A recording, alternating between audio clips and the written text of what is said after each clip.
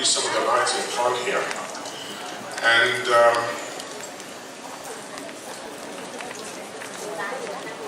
I'll start with the baby in frontal position, and we're going to turn around the heart and then look at the important landmarks. If you want your baby comfortable sitting over there, because it's not comfortable for you to be looking. So the first thing to see is that the right ventricle is the most anterior chamber. You can see the great vessels. We have the main pulmonary and the aortic arch here, and you see that they crisscross. They are at an angle together. However, a little further here, they are going to be joining at the level of the ductus. So if you take a picture and you see the two vessels in parallel, don't be confused with a transposition of the great arteries. We talk about the vessel crisscrossing at the exit of the heart, but not a few centimeters down the road. Another thing you can see also here are the atrial appendages. This is the right and this is the left. You can also see that the pulmonary artery here are more cephalic than the pulmonary veins. By the way, don't waste your time taking pictures. I will show you how you can get the whole lecture for free. You can download the whole lecture so you don't have to spend time taking pictures. Notice also that there is nothing between the aortic arch and the main pulmonary. If you see something between the aorta and the pulmonary, you have a baby that has a problem. And there's also nothing between the aortic arch and the supravenous cava. If you see something there, this is a problem. So if we turn the heart, this is the ductus arteriosus between the pulmonary and the aortic arch. And here we have the left atrium, which is the most posterior cardiac chamber. And underneath here, you can see the ductus venosus here entering the left hepatic vein just at its ostium. Now here we have the left atrium, we have the pulmonary arteries here, and then in between the left atrium and the left ventricle, we have a big vein that turns the heart. This is the coronary sinus. If we turn on the right side, we have the ductus arteriosus again. And here from the right side, you can see the pulmonary. And the right pulmonary has three branches. It has a right upper lobe branch, it has a right middle lobe, and it has a right lower lobe. And this is an interesting thing because if you can see the trifurcation of the pulmonary, you know the baby has a three-lobe lung, which is difficult to see. But if you're looking at heterotaxis syndrome, and we'll look at that tomorrow, you can try to recognize what is the left and the right lung. Now, behind the supravenous cava here, you have the azygous arch. In my model here, the azygous arch is a bit thin. In the fetus, it's bigger than that. So now let's look at the cardiac valves. And I'm going to melt the heart so you can see inside the heart the four different valves. At the outflow, we have the semi-lunar valves, and they include the pulmonic or pulmonary, depends how you want to call it, and the aortic valve. Notice that the pulmonic valve is almost outside the heart. There is no cardiac structure surrounding the pulmonic valve, while the aortic valve is more inside the heart.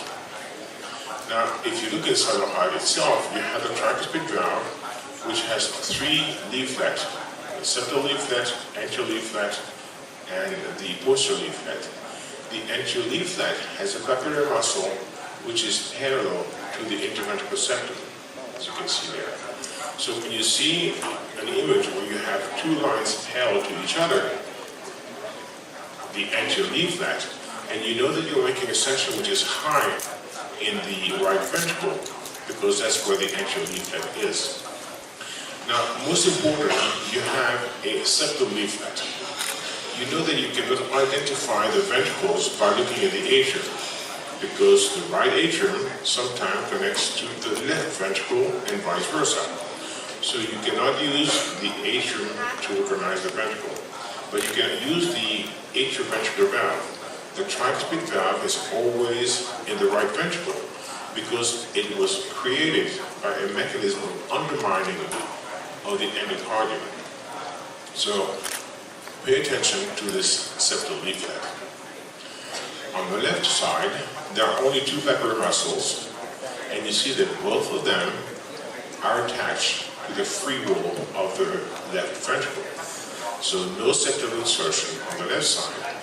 And notice also that each pepper muscle has coated tendinae that go to the anterior and posterior leaflet. So it's not one pepper muscle for one leaflet and the other pepper muscle for the other. They attach to both. So now let's look at what you see in the cephalocaudal views. First we have the aortic arch with the brachiocephalic arteries, nothing between the aorta and the superior cava. When we go down below, we have the cross of the aortic arch. A little further down, we have the main pulmonary that divides into the right pulmonary, left, and the ductus. So the big vessel you see behind the ascending aorta is the right pulmonary. So I'll show you how to pay attention to all these details when you look at the anatomy. If we go further, we have the aortic valve and the pulmonary valve, and behind that we have the left atrium.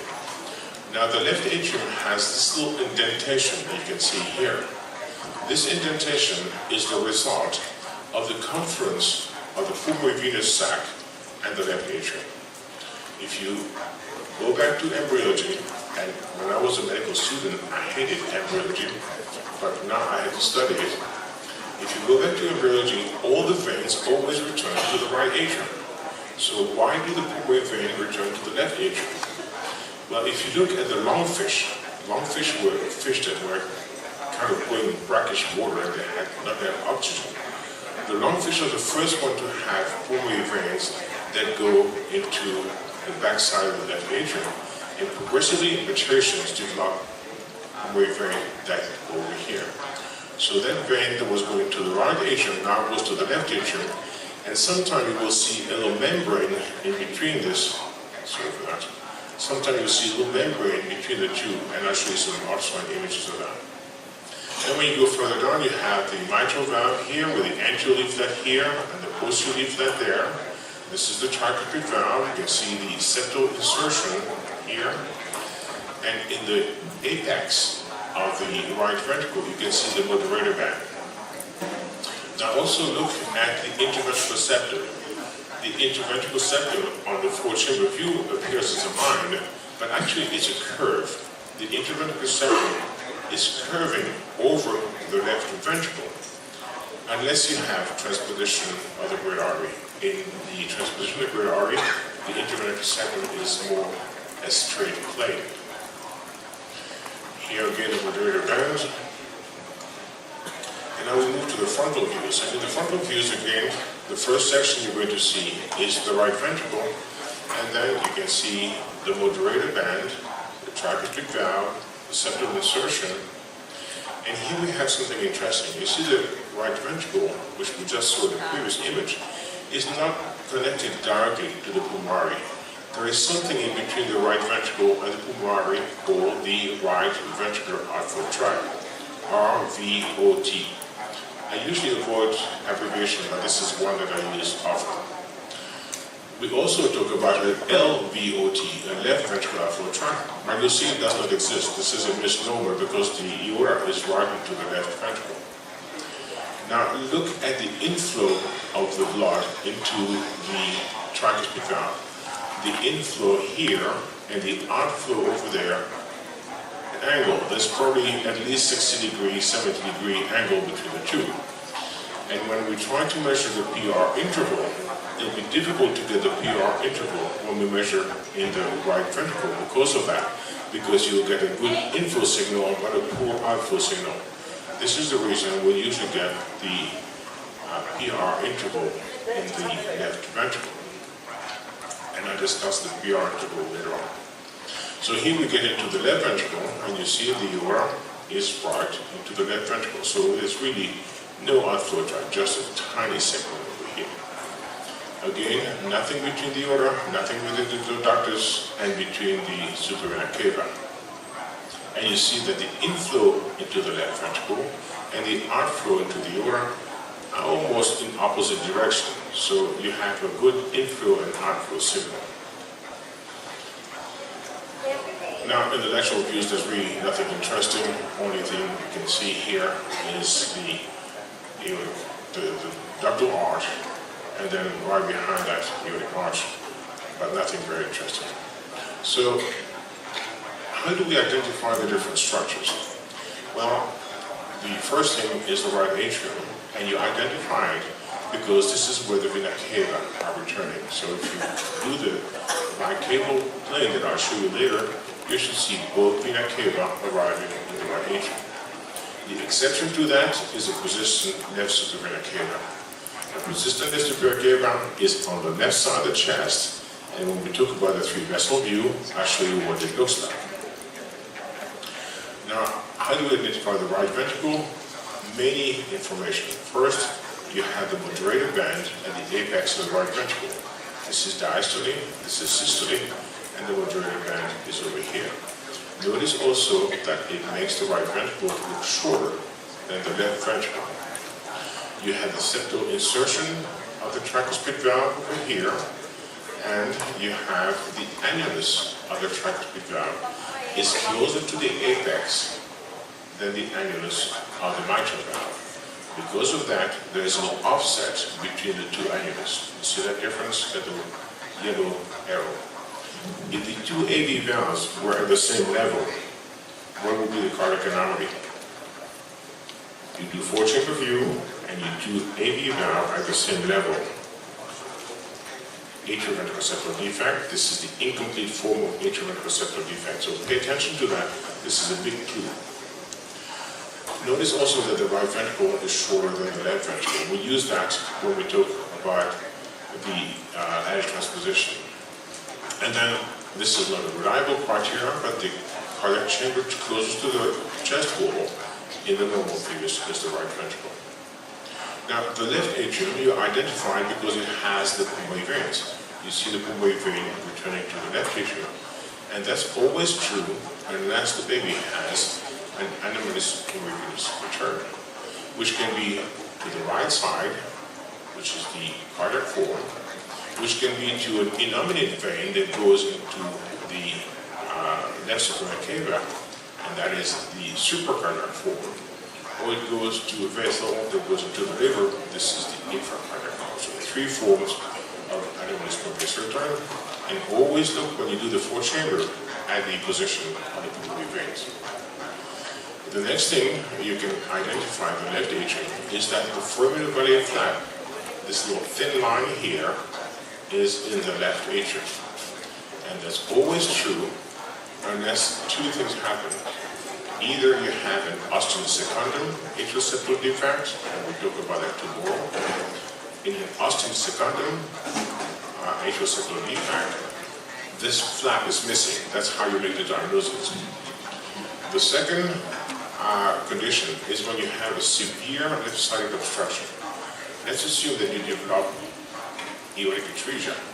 In aortic atresia, the blood will not come out of the aorta, it will not come out of the left ventricle, it will regurge into the left atrium, and we'll have to go to the right atrium to exit. Therefore, the blood going from the left to the right will push the foraminal flap on the other direction, and you won't have the foraminal flap on the left atrium. So these are the three exceptions to recognizing the left atrium. Left ventricle is essentially everything different from the right ventricle. It forms the apex, it's the longest one. It is posterior, it's closer to the spine, and it has the mitral valve, which is offset compared to the tricuspid. So very simple. Now, how do you recognize the ductus arteriosus from the aorta? Well, the ductus arteriosus has no vessels arising from it, except that from time to time, in some sections, you can see the left subclavian artery appearing to come from the ductus. It's actually coming from the aortic arch, but because of the slight thickness, it appears to come from the ductus. So don't get confused by that. That's a normal finding. The ductus has a hockey stick curve. It has a sharp angle here compared to the aorta. And also it arises close to the anterior chest wall because it comes from the right ventricle. This is the aorta, and you see the aorta arise at mid-distance between the chest wall and the spine. Pay attention to that because I will show you some example in which it allows you to recognize easily an anomaly. And the anomaly here is transposition of the great artery. If you have a detransposition, the aorta, instead of arising in the middle of the chest, will arise right behind the chest wall. Now let's look at the axis of the heart. If you trace a line from the sternum to the spine, the interventricular septum is at about a 45-degree angle. From time to time, that angle is deviated to the left side, and the heart is more horizontal than normal. And this is very typical of goniotruncal anomalies. What is a goniotruncal anomaly? Anomaly of the great vessels. Okay, so we'll go over that. And then also you can have left axis deviation in Epstein anomaly because the right chambers are so much bigger. Conversely, you can have a right axis deviation in which the heart is more oriented in the midline, and that occurs in sinus inversus, in the heterotextus syndrome, ventricular inversion, atrioventricular septal defect, double-eyelid right ventricle, and common atrium. So anomalies. Don't bother memorizing that, you can just look it up. So, with this, we have reviewed the anatomy, so let's look at the cardiac chambers. And I'm sure that all of you know the four chambers, so I'm going to skip a little bit of that to have more times in the future. And for the four chamber, we just section the heart in such a way that we can see the two atria, the two ventricles, the interventricular septum, the interatrial septum, the moderator band, the offset between the tricuspid and the mitral valve. So many different things you want to see in that whole chamber. If the baby is in sympathetic position, like this, you have the heart in this position. This is left ventricle, right ventricle, moderator band, tricuspid valve, mitral valve, right atrium, left atrium. And this is what it looks like. And I'm sure you have seen many of those pictures, so I'm going to go a bit rapidly. Notice the offset between the tricuspid valve and the mitral valve. You see this little gap here, which is just underneath the ascending aorta. Okay, so important to recognize the moderator band. What is this white line here?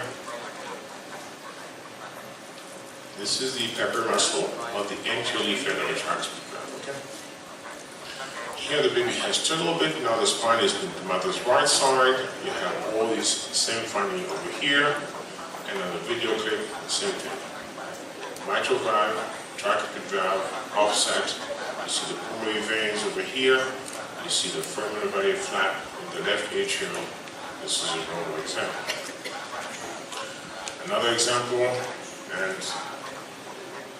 you see the moderator band over here, the offset, foramen magnum flap, and so on and so on.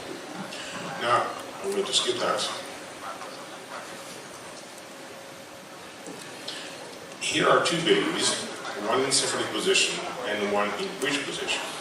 You see that in the baby in sympathetic position, the apex of the heart is on the left side of the screen, while in the baby in the bridge position, the apex of the heart is on the right side of the screen. And this is something that confuses young physicians often. They have trouble organizing the head, the baby inside the mother. So this is the normal position of each of these two fetuses. So let's go over a different situation.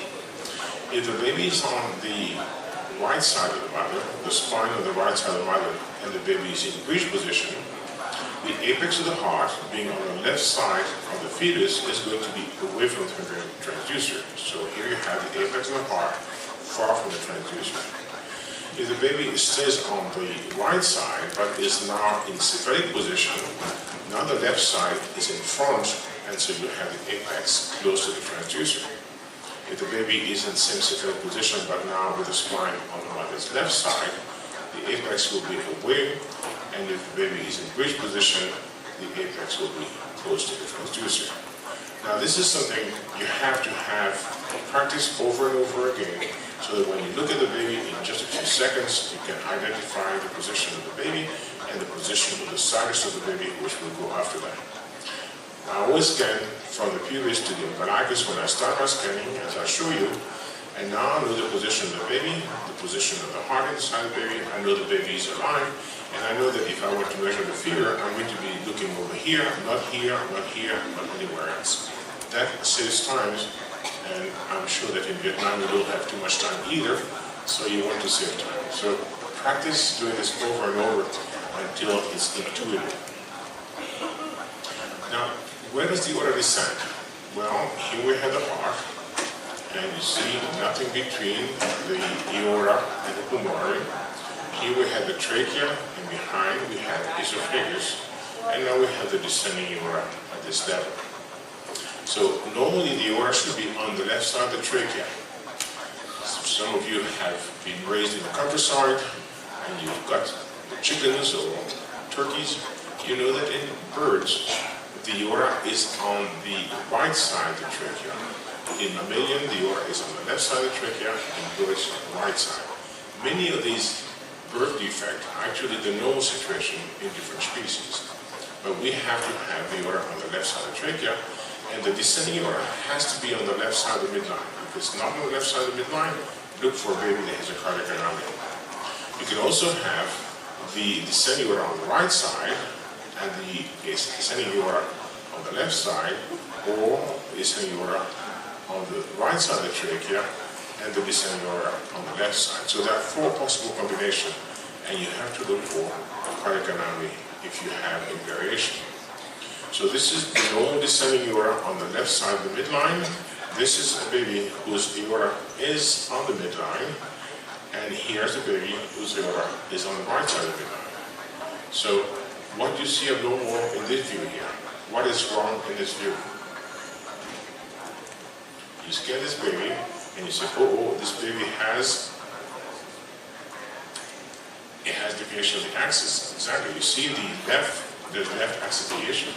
You see the intravenous receptor here is perpendicular to the anterior posterior line. You have left axis deviation and right descending aorta. What is the cardiac anomaly of this baby? This is a baby that has a conjunctival anomaly until proven otherwise. Remember, I showed you that the left axis deviation is associated with conjunctival anomaly, and right descending aorta is also. So this is a baby, you have to find the diagnosis. Don't say, oh, this is a 4-chamber, it's normal. This baby has a big problem that has to be investigated. So, a little bit of anatomy. I'm going to skip a lot of this here because I want to spend some time on some more complicated things. Here we have the septal leaflet, easy to recognize. Anterior leaflet of the mitral valve. Skip that. Now, when you do the 4-chamber view, look at the thickness of the free wall of the right ventricle, free wall of the left ventricle, and intravenous receptor. All these should be the same thickness, and the 2 ventricles should be the same size, almost. The right ventricle can be slightly bigger, up to 20% bigger than the left ventricle. Very different from the adult and the pediatric. Now also notice that this left ventricle often appears more smooth, less trabeculation on the left ventricle than on the right ventricle, but that's a difficult criteria to use. What is this black line here around the heart? Peripheral fluid? Any other? Yeah, this is cartilage, okay? Watch out. A black line around the heart is not necessarily peripheral fluid. Peripheral fluid will start at the AV groove over here, so watch out for the 100% cartilage. Now, more important, when you do the 4-chamber and you go just a little bit below the 4-chamber, you can see the coronary sinus. This is the coronary sinus over here, and over there. And the reason you want to pay attention to the coronary sinus is you want to see whether it is too big. If you have a baby that has a persistent left superior cava, which I mentioned to you before, 95% of persistent left superior cava drain into the coronary sinus. which is no big deal because this is venous blood going to the coronary sinus, going to the right atrium. So this is venous blood going to the venous side of the circulation. 5% of them will be draining into the back side of the left atrium, and this is an admixture lesion. You'll have deoxygenated blood contaminating oxygenated blood. So these people have a problem. Now, in the situation in which this goes to the right side of circulation, watch out that persistent left superior valve is associated with heterotaxis syndrome. So pay attention to that because the baby may have some other cardiac anomalies. So look at the big veins draining into it.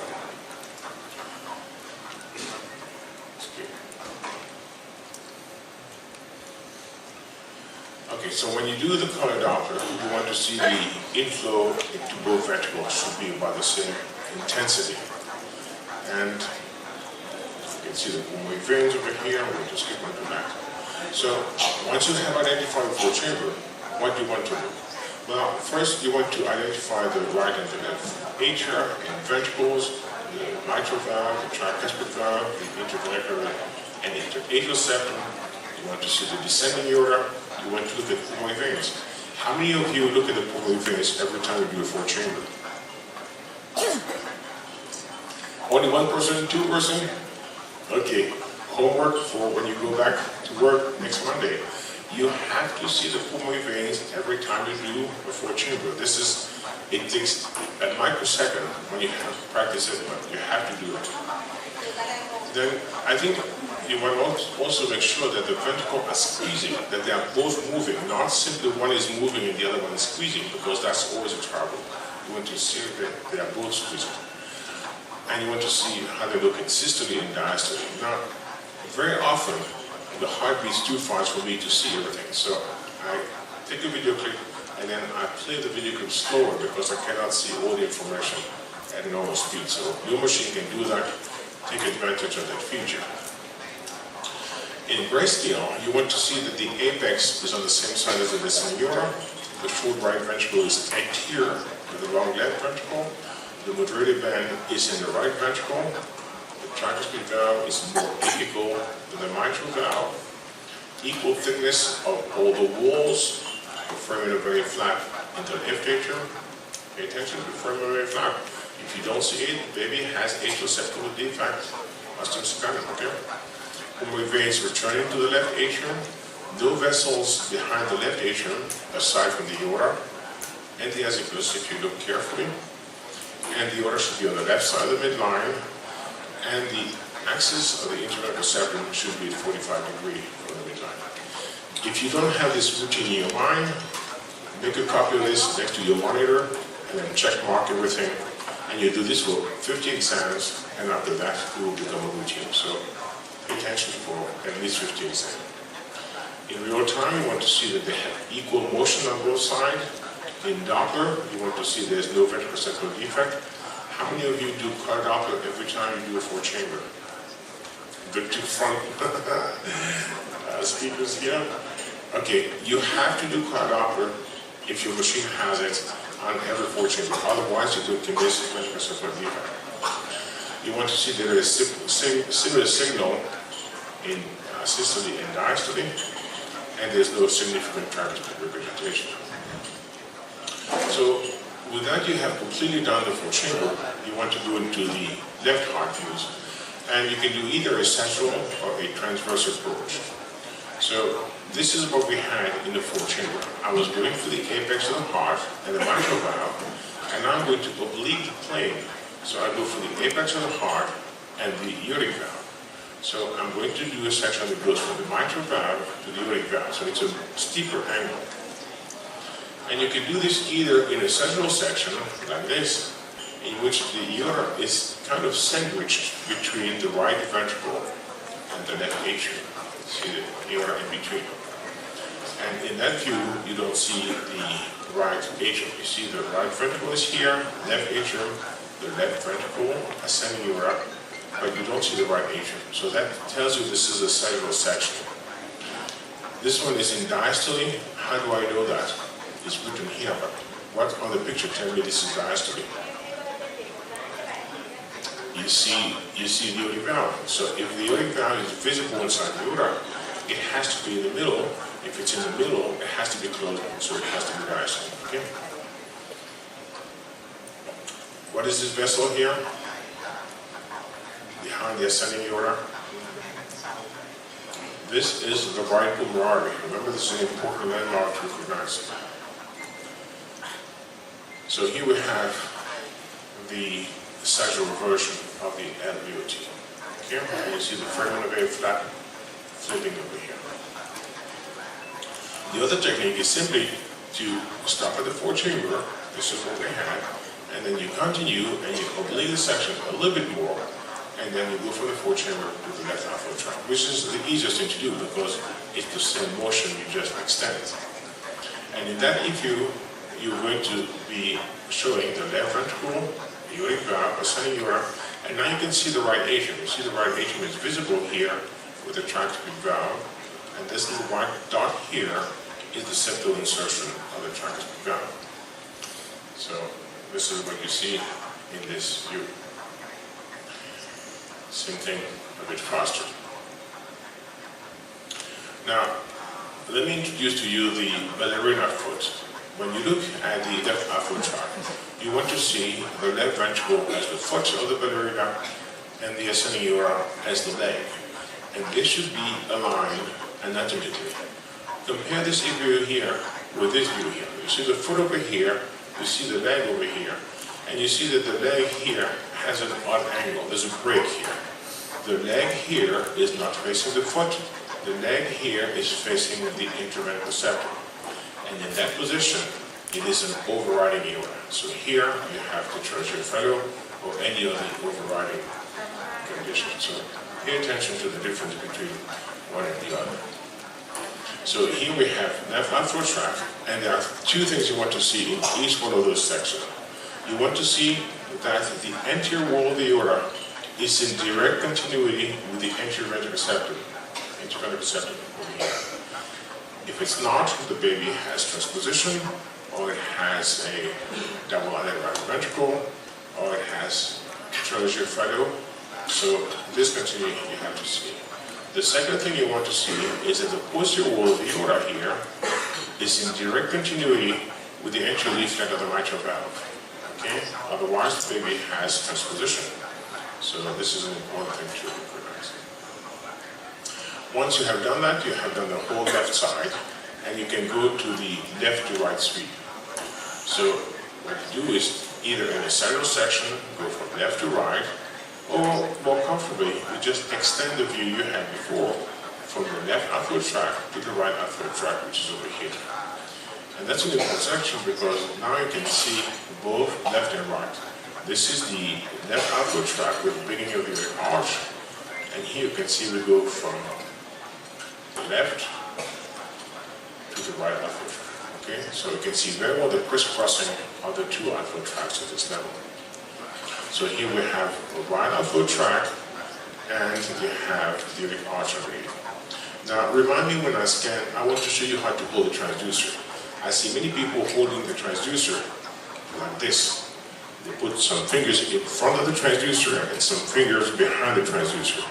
And when you do that, what you're doing is locking the transducer in your hand, and if you want to move, you have to move the wrist. And the wrist is not a very precise motion. What I want you to do is, instead of that, hold the transducer between two fingers, and now I can rotate the transducer, and with the other finger, I can angle the transducer. That is a much more precise way of holding the transducer. And one of the problems that people have when they start doing field echo is when they try to go from one outflow tract to the other, they go from the thymus to the stomach and back and forth, and they go too big. So don't use your wrist for motion, always use your fingers for the motion. Here we have the left outflow tract here. So you see there's a very tiny amount of motion between one and the other. So here's what it looks like, right, left, and so on and so forth. So I'll show you when we do the demonstration a little later on. Same thing, and you go all the way to the three vessel view from the fourth chamber and the left outflow tract. Now you can go into the right heart views, and you can do this in a sagittal way, And the only interest here is to show the whole aortic arch, the whole ductal arch. Or you can just stop at the sweep that you were doing, and then you have all the information in the right heart view. And when you do this, you see you're very high in the heart, you're very close to the three vessel view, and you have almost no heart left in the image. So we're very close to the base of the heart at this level. You can see the left outflow tract, consider the left pulmonary, and here you can see aorta surrounded by the main pulmonary, going to the ductus, to the descending aorta. The ascending aorta is over here. This is the right pulmonary, suprared cava, and it has this arch behind it. And then ultimately, you end up at the three vessel trachea view. And that is a very useful picture. You have a line and then two dots. The line represents the main pulmonary. The first dot is the ascending aorta. The second dot is the suprared cava. Now, notice that all these three vessels are not exactly aligned, but they're almost aligned at the front. So if you trace a line that goes from the main pulmonary to the suprared cava, the aorta is almost touching it. Not exactly touching it, but almost touching it. What is this here? This gray thing here. Right lung, left lung, thymus, exactly. So when you do the three vessel view, you have to see that the thymus is in front. If the three vessel view here was moved closer to the chest wall, the thymus would be absent. So this baby has the George syndrome, the macrodeletion. Okay? So not only you want to look at the alignment, but you want to see at what is in front compared to the three vessel. Also notice the difference between the size of the ascending aorta and the size of the descending aorta. Why is that such a big difference between the ascending aorta and the descending aorta? Because between the ascending aorta and the descending aorta, the circulation has already lost the circulation to the brachiocephalic arteries and to the coronary artery. So 16 and 18% of the blood flow has gone away. So by the time you get to the descending aorta, there's less blood that is available. So this is the three vessel trachea view. You have the three vessels aligned over here, and I'll show you some more example in just a second. So you see one line, a dot, and a dot.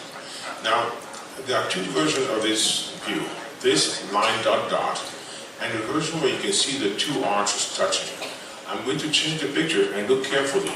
There will be almost no difference. You see this image here and this image here. This is the conference of the two arches. This is a normal view, and don't look at this and say, oh, the vessels are parallel, so the baby has transposition. Remember, this is not transposition. This is just a normal conference. Okay, so be careful about that. Do we see a line in the dot dots? Here, we have something that looks like a skateboard. So this is a very different situation. This is a baby that has transposition of great artery, and the other artery is underneath. So this is usually the aorta, and the pulmonary is below that. So you see aorta, suprared cava, and trachea. Okay? Line, and then one dot. We're missing a dot, and there's a big gap. So the missing dot is the aorta. You don't see it, aortic trachea. Okay, so many things to look when you do the three vessel view. Remember I told you that in birds the aorta is on the right side, but in mammalian it's on the left side. So when you do the three vessel view, you should see pulmonary, aorta, suprared cava, and the trachea is behind the aorta. It's not in between the aorta and the pulmonary, it's behind the aorta. Look at the difference here.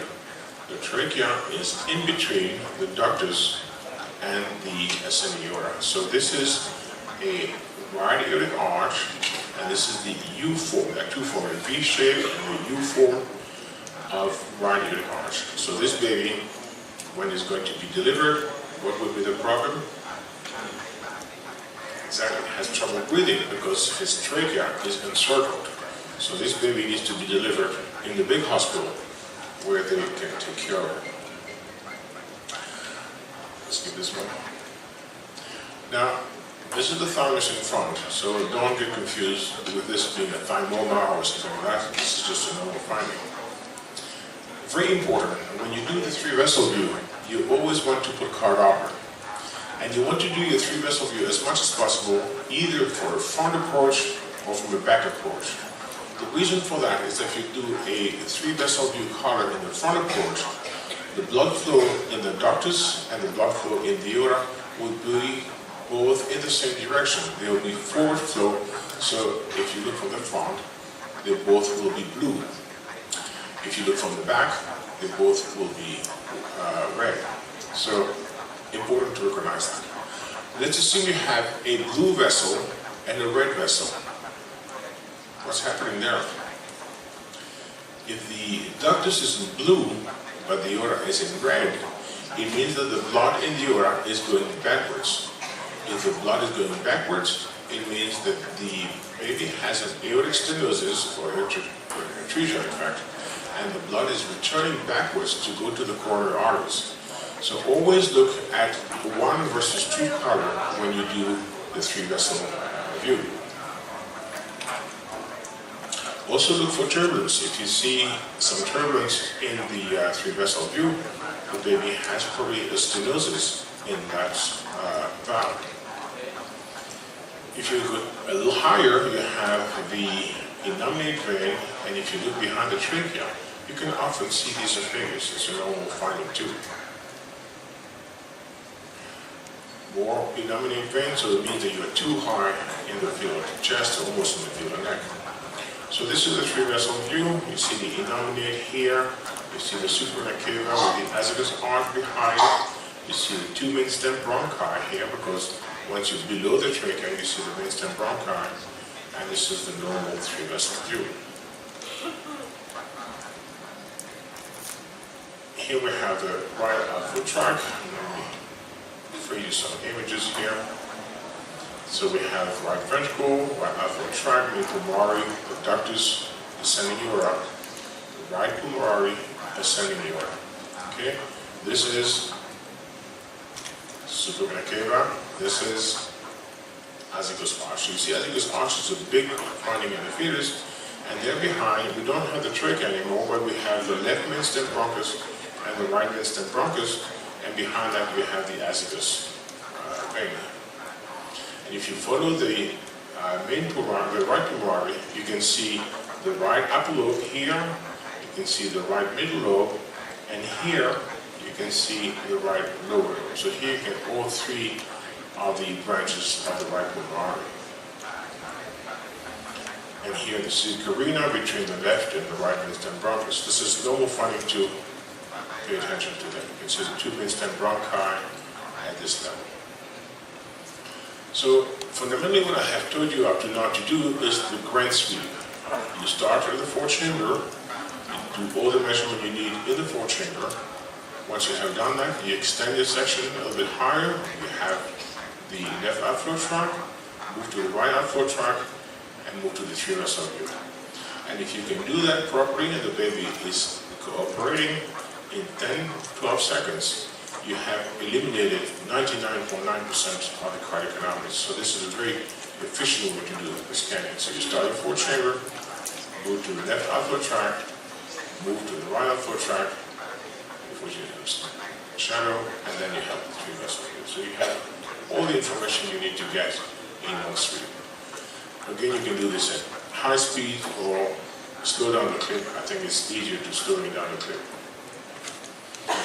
Now, aside from these fundamental views, there's a few other views that we don't use all the time, but are useful to have and to practice for when you need them. One is the basal short axis view, which are called the left finger with the walking, because before Google existed, when you searched for something, you had to go to the yellow page, and this was the indicator of the yellow page. So here what we have is the aorta in the center, and behind you have the right atrium, tricuspid valve, right ventricle, pulmonary valve, main pulmonary, ductus, and right pulmonary. And this is what it looks like in the image. You see the 3 cusps of the aortic valve over here. Behind you have the left atrium, the IVC, which, as you remember, doesn't go into the right atrium, it goes in between the right and the left atrium. Here we have the left atrium, the tricuspid valve, the right ventricle, the pulmonary valve, main pulmonary, and the ductus. Okay, this is the advantage of that is that it shows you the whole right side structure around the aorta. And you can see very well that the pulmonary artery and the aorta are in crisscross position. They are not in the same plane. If they were in the same plane, you would not be able to get that. Also, you can see the relative size of the pulmonary artery to the aorta. If the baby had a large aorta and a small pulmonary artery, what would you be thinking of? Large aorta, small pulmonary artery, they're tertiary PHILLIP. Okay. Another example here, you can see the aorta, right atrium, right ventricle, pulmonary artery. Same thing here, you see the aortic valve in the middle, and you see the synchrony of pulmonary valve and aortic valve. And then here you can see the three cusps of the aortic valve. Notice that when you do the left upper tract and you measure the size of the aortic valve, it should be the same size as the ascending aorta.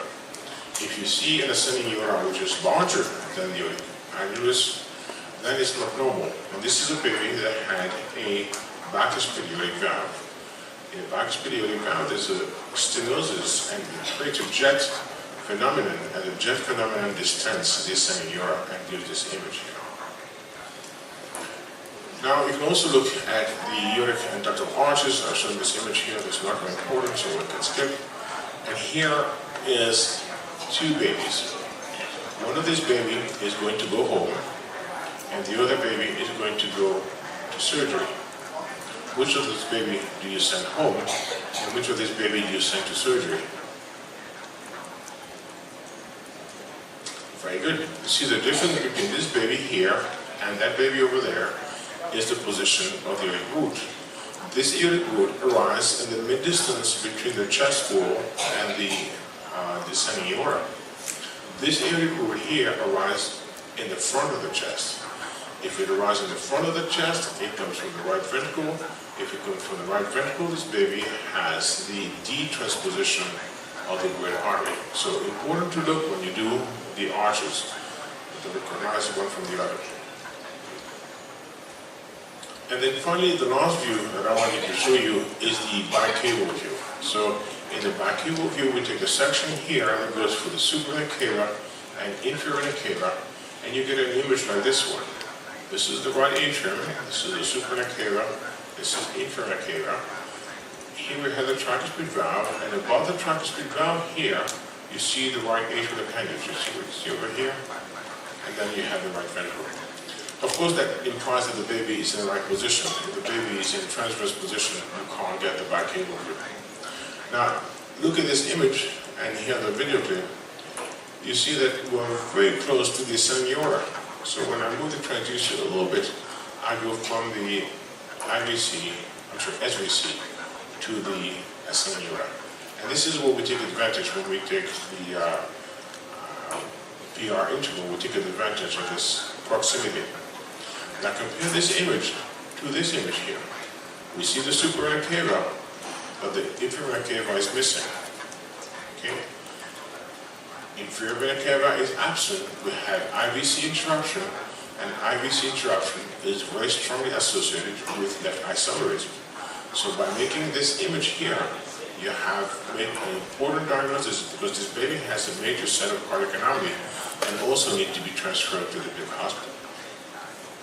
So this is all what I wanted to show you. So we have the chamber view, four-chamber, left upper tract, right upper tract.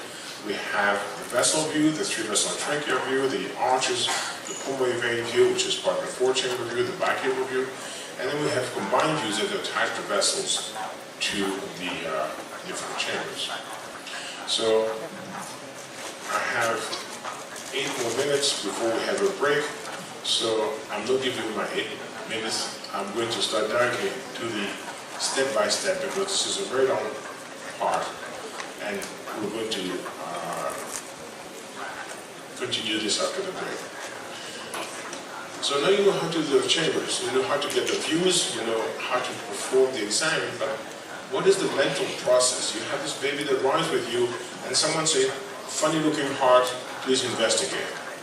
What is the first thing you want to do? Well, the first thing you want to do is look at the sinus and position of the heart, and you do this by looking at the heart, the apex of the heart, the descending aorta, and the stomach. All these have to be on the same side, and they have to be on the left side. And to do this, we'll take the same baby in sympathetic position here, and we're going to make the three sections that we just looked at.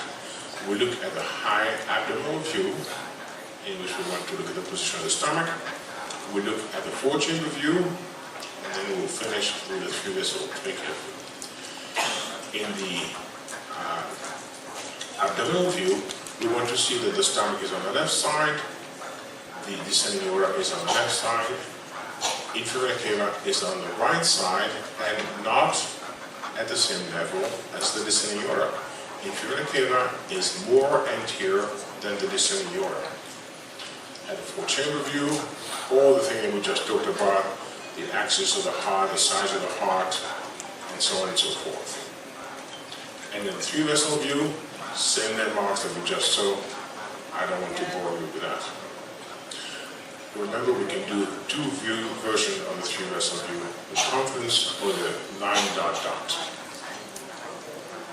So now we have everything on the left side and everything on the same side. And this is why we do this. The majority of babies that you're going to scan have the apex and the stomach on the left side. This is the common sinus, and in Latin this is called sinus solidus. 1 every 10,000 baby, you will have a baby in which the apex of the heart is on the right side, and the stomach is also on the right side. This is called a sinus inversus. This baby is a mirror image of a normal fetus. More commonly, you will see babies that have a discrepancy in which the heart is on one side and the stomach is on the left side, and if the heart is on the right side, it's called dextrocardia. And from time to time, you see also babies that have the heart on the left side, but the stomach on the right side. And this is called visceral sinus, sinus ambiguous, many different names. Why does this matter? Well, the prevalence of cardiac anomaly in sinus solidus is 1%. So you scan 100 patients, 1 out of this baby will have a cardiac anomaly. So if you do some statistics on your accuracy, you have to pay attention to that. You have to have about 1% baby that have a cardiac anomaly. In sinus inversus, so the baby is a mirror image. This is the hedgehog gene.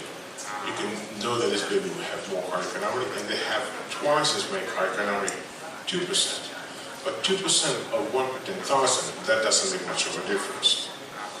Where the money is in visceral sinus. Here, 75 to 84% of these babies have a cardiac anomaly. And in dextrocardia, over 95% of these have a cardiac anomaly. And this is very practical, because you all do a four-chamber view, you do an abdominal section. And I want you to do an image split in two. And on one side of the image, you put the four-chamber, on the other side, you put the stomach. So it's easy for you to see that if they are not on the same side, you have to find the anomaly, or you have to find an appointment for this patient to see someone who will find the anomaly. So here we have a patient. This is at 3 o'clock in the morning. Patient with some cramping. And this is the finding. Who sends her home and who sends her for further investigation?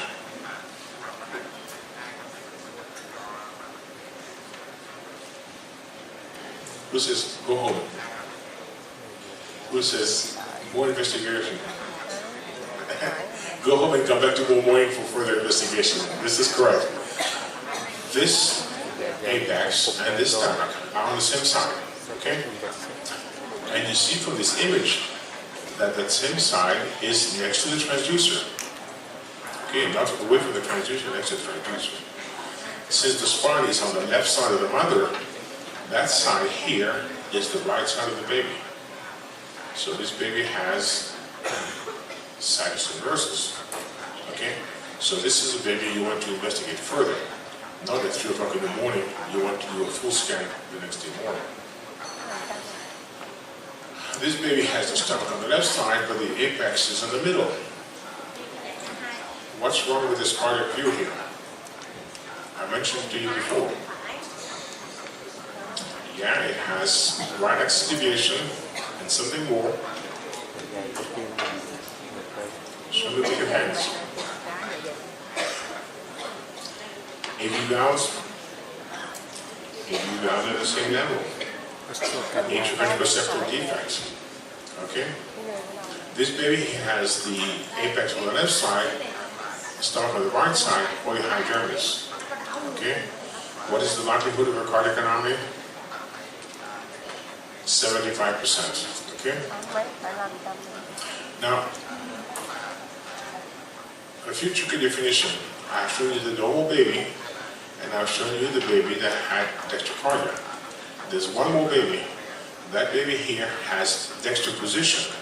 So now the heart is on the right side of the chest, but not because the heart has a problem, because something else is either pushing or pulling on the heart to the right side. And here I made a drawing of a diaphragm hernia pushing the heart to the right side. Dextroposition, the baby's heart usually don't have cardiac anomaly. Dextrocardia, 95% of these have a cardiac anomaly, so it's important to recognize this distinction. Okay, so now it's 2:30. We have a short break.